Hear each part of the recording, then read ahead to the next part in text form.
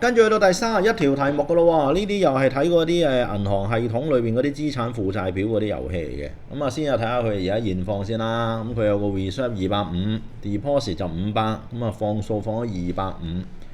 咁啊留意佢文字嘅記載，佢話 excess reserve 125啊。如果 excess reserve 125嘅話，咁即係 minimum 嘅 reserve 最低嘅儲備係幾多？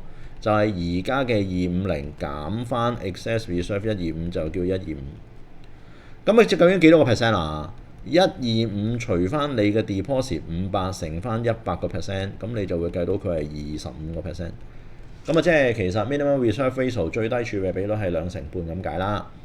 佢問你樓下邊一個嘅 statement 其實係 incorrect 㗎，逐個睇㗎咯喎。第一個required reserve ratio 係25%，A 嗰個其實係 correct 嘅，啱我先至計完。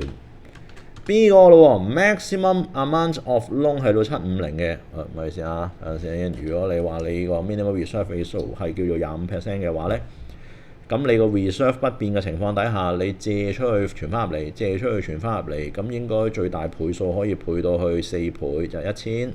咁呢個咧1000減翻250就叫做750，咁所以你話俾我聽最大你要做到750咧，呢個都係 correct 嘅喎，呢個都係 correct 嘅。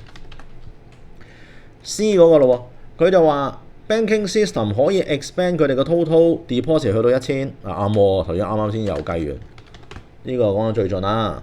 D 嗰個咯，佢就話 actual banking multiplier 係4倍，呢個肯定係 incorrect 㗎啦。咁點解咧？因為你 actual 嗰個計法咧，就係原底乜都未喐嘅情況底下，應該就係叫做500除250。